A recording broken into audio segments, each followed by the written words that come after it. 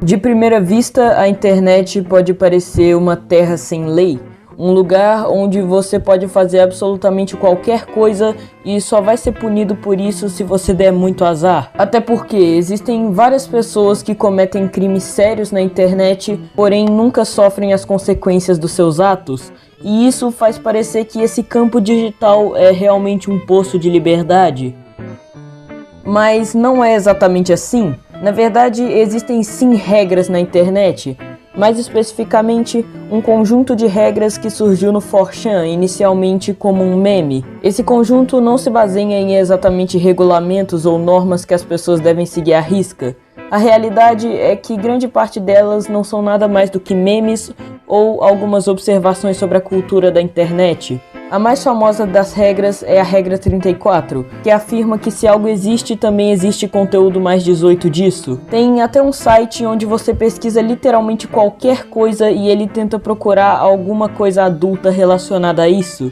E sim, a regra 34 é muito famosa, e com certeza uma das mais icônicas e memoráveis de todo esse conjunto, mas ainda assim, existem várias outras regras que deveriam ser mais lembradas, como por exemplo a regra 15, quanto mais você tentar, maior será o fracasso. Ou talvez a regra 29, não existem mulheres nem crianças na internet. Mulheres são homens gordos disfarçados e crianças são agentes do FBI prontos para pegar um pedófilo desavisado.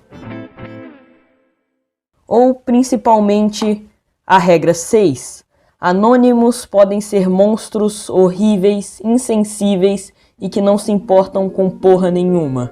E meus amigos, essa é provavelmente uma das melhores regras de todo esse conjunto. Como eu já disse, essas regras surgiram como um meme no 4chan, e a maioria nem são regras, e na verdade só retratam algumas coisas sobre a cultura da internet. E é exatamente esse o objetivo da regra 6.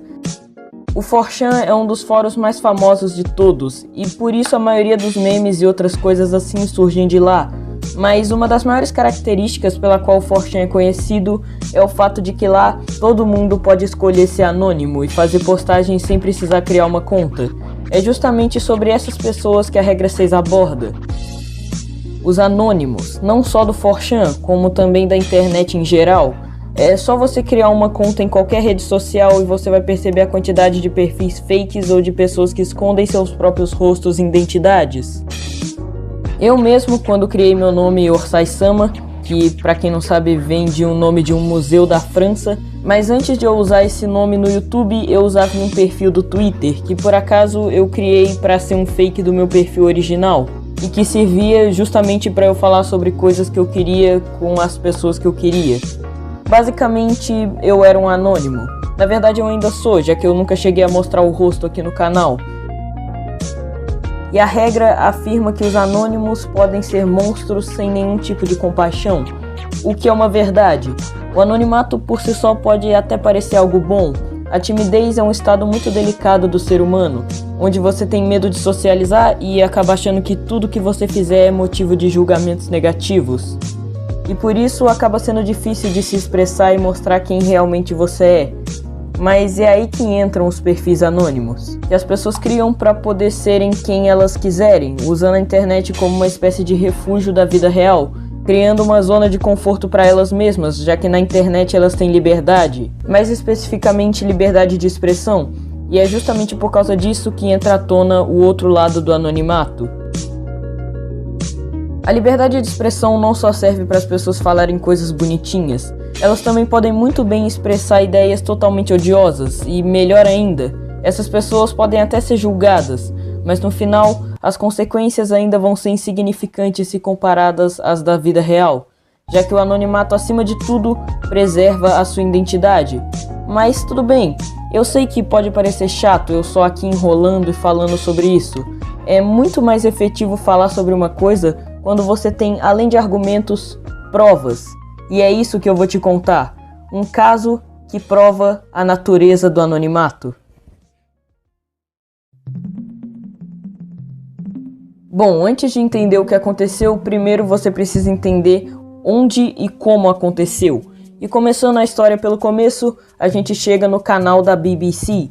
A BBC é um canal de televisão que foi criado pelo governo do Reino Unido. Por conta disso, não tem necessidade de eles fazerem dinheiro, ou seja, nada de propagandas, e melhor ainda, nada de tendências que eles devam seguir para atrair audiência, o que faz eles terem uma liberdade imensa na hora de trazer programas com ideias novas e talvez até exóticas. E um desses programas com ideias estranhas, mas ao mesmo tempo geniais, foi na verdade um especial de 4 episódios chamado The Experiment, que é um programa apresentado por Derren Brown e usa de alguns jogos que tinham como objetivo revelar como funcionavam alguns instintos da mente humana. O primeiro episódio é The Assassins, onde o objetivo é Derren analisar se a alegação feita por Robert Kennedy, onde ele diz que foi hipnotizado pela CIA para cometer um assassinato, pode ou não ser verdade. Então, o show prossegue explorando a hipnose e como ela pode ser utilizada. E por aí vão os episódios, com propostas interessantes. Mas eu acho que o mais intrigante episódio do programa foi, sem dúvidas, o segundo, mais conhecido como Remote Control. O episódio começa com a plateia inteira usando máscaras e escondendo quem eles são, enquanto eles recebem total controle sobre o que iria acontecer na noite de um homem chamado Chris, que estava sendo filmado e transmitindo para a mesma plateia sem que ele soubesse. A forma como o público recebeu o controle dos acontecimentos da noite do homem foi um tanto quanto criativa. Basicamente, todas as outras pessoas nos lugares onde esse homem ia não eram nada mais nada menos do que atores do próprio programa. Então, eu tava revisando o meu vídeo aqui e eu percebi que é melhor explicar isso com um exemplo.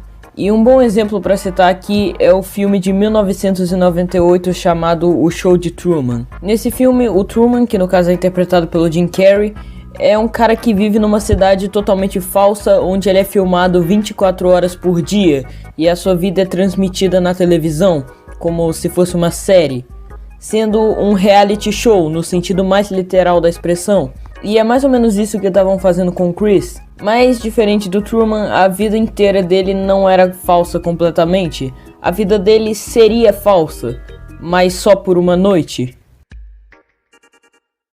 E a tal plateia tinha que escolher por meio de voto o que iria acontecer com o homem, seja algo bom ou algo ruim.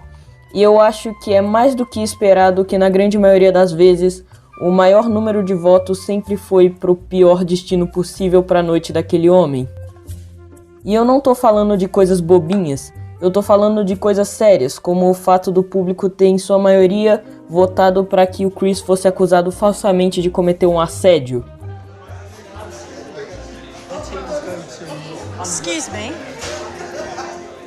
Yeah? Sorry. You just touched me up. What? I walked past you and then you pinched my ass. Ter sido acusado de furto ou até mesmo preso. But what about the stuff that you put in your bag? I've seen you just now. Just put something in your bag. Mas nada se compara com a última grande escolha do público para encerrar a noite do Chris com chave de ouro, onde as pessoas votam para ele simplesmente ser sequestrado.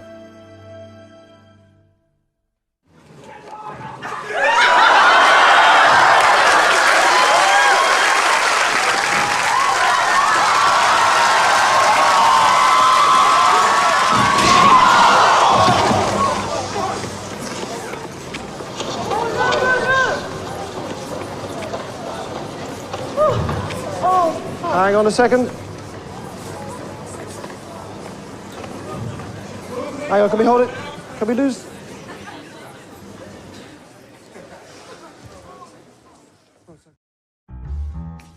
É realmente desconfortável a forma como o público reage, aplaudindo e comemorando o fato de que eles estão transformando o dia daquele homem no inferno. Mas quando todo mundo menos esperava...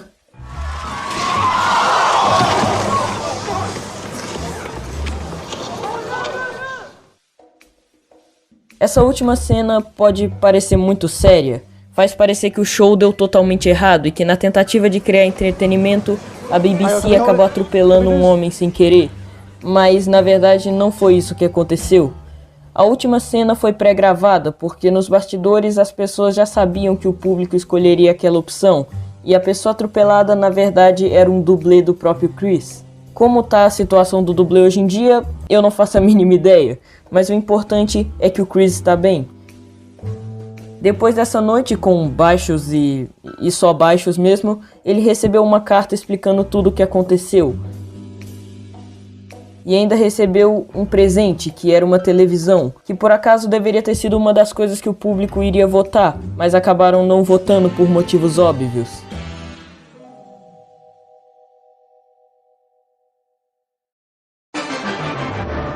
As máscaras que o público estava usando esse tempo todo fornecia a eles o anonimato. Pesquisas já provaram que quando as pessoas estão anônimas, elas tendem a agir de uma forma menos comum e menos aceitável na nossa sociedade atual. Ou simplesmente seguir o que a maioria das pessoas estão fazendo, sem se importar com o quão bruto ou bárbara seja a decisão. Isso porque quando as pessoas são anônimas, elas se sentem menos responsáveis pelas suas ações. Mas isso não significa que ainda não existam consequências. E voltando pro programa, a gente vê que uma vez que você percebe que toda ação tem uma reação, já era, porque a merda já foi feita. Opa, então, eu tô passando aqui de novo depois de revisar o vídeo, e eu tô passando aqui dessa vez porque eu acho que um dos melhores exemplos pra mostrar isso é sem dúvidas o caso do Wreckful, que era um streamer que por causa da pandemia ele pediu a namorada dele em casamento pelo Twitter. Mas aí as pessoas começaram a xingar ele e falar que ele era um covarde, dizendo que se declarar numa rede social onde todo mundo podia ver era basicamente forçar a mulher a aceitar o pedido. Esquecendo completamente o fato de que existem milhares de vídeos de pessoas pedindo mulheres em casamentos em público. Mas enquanto as pessoas acham isso fofo, nas redes sociais elas não ligam e chegaram a xingar tanto o Wreckful que ele chegou num ponto de se matar. E ele fez isso antes mesmo da própria namorada dele chegar e se declarar dizendo que não via problema naquilo.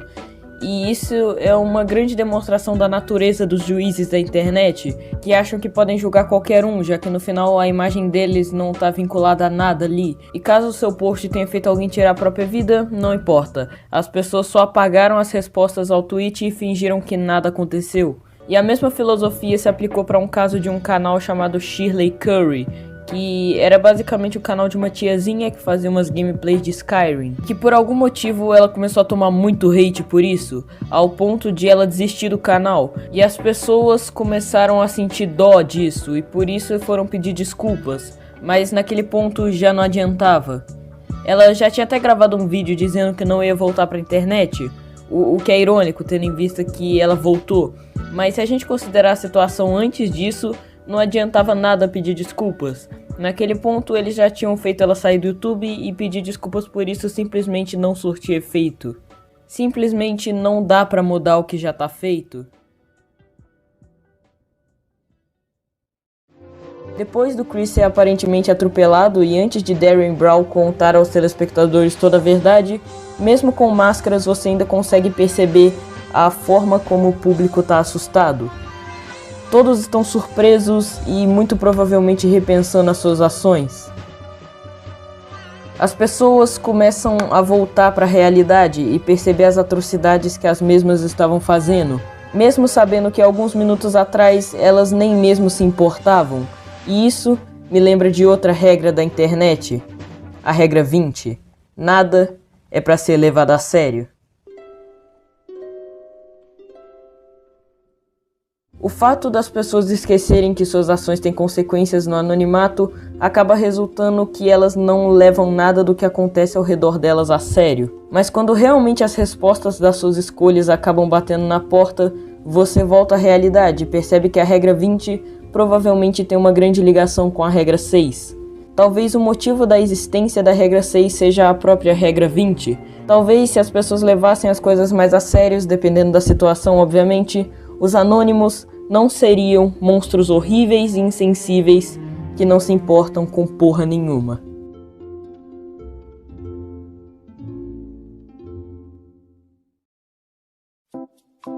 Antigamente, na época da internet discada, os celulares não tinham câmera como eles têm hoje em dia, nem mesmo uma câmera ruinzinha sequer. Além disso, você ainda tinha o fato de que ter uma câmera naqueles tempos também não era fácil, já que era considerada tecnologia de ponta e por isso era muito caro. Logo, as pessoas não tinham fotos delas para pôr de perfil nos lugares, então elas tinham que escolher alguma imagem aleatória da internet para usar. Mas com o passar dos anos, usar uma imagem aleatória no perfil deixou de ser uma saída e virou uma escolha. Eu mesmo não uso uma foto minha em quase nenhuma rede social, e isso não significa que seja um perfil fake, porque tem gente por aí que acha que qualquer pessoa que não usa a própria foto de perfil é fake, mas na verdade não é assim. Gente, os seguidores dessa galera é só fake. Eu fico chocada como é só perfil fake. Não tem uma pessoa real seguindo essa galera. É só perfil. A arte dos perfis fake surgiu como uma derivação disso. Derivação essa que pode ser usada tanto pro bem quanto pro mal, mas infelizmente na maioria das vezes é usada pro mal mesmo. Assim como na maioria das vezes a plateia do Derren Brown escolheu que coisas ruins acontecessem na noite do Chris, assim também como na maioria das vezes anônimos são monstros.